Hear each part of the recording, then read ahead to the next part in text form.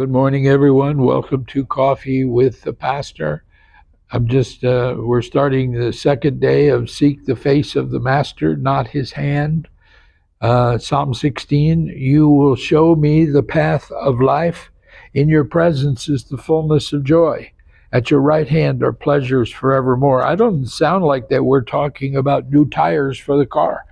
This sounds like that God is putting this out in front of us and saying, in your presence is the fullness of joy. Not getting new tires or a new job or anything else. Psalm 34 says, "O taste and see that the Lord is good. Blessed is the man who trusts in him. O fear the Lord, you his saints. There is no want to those who fear him. O taste and see that the Lord is good." This is someone who is savoring, just enjoying the presence of God and just enjoying the taste of his presence. In Mark chapter 10, we find Bartimaeus, the son of Timaeus. So Bartimaeus is blind, and he's sitting at the side of the road, and he hears a tumult coming. This crowd is coming, and he's asking, who is it? What's going on? And they said, well, Jesus of Nazareth is here.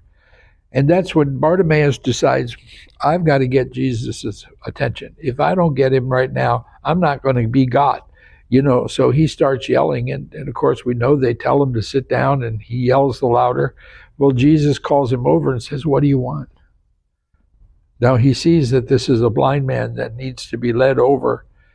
I'm sure he was led over to where Jesus was, and he responds by saying, what do you want? And it's like, well, man, you're Jesus. How come you don't know? And Bartimaeus responds, actually, in the scripture, it says, I want to see again. But that's not what it says. It really says, I want to look up. In other words, I want to see into the heavens. I want a spiritual experience. And Jesus tells him, go your way.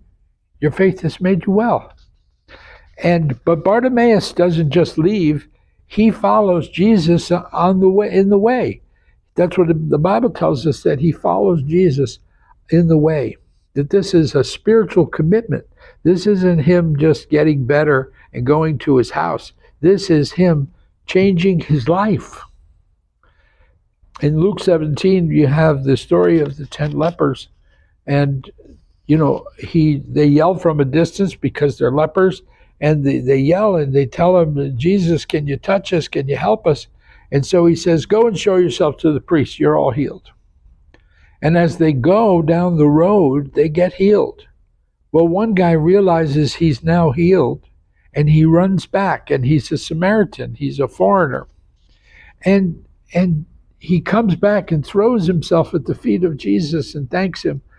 All 10 were healed, but only one of the 10 come back to thank Jesus and that his life was spiritually affected.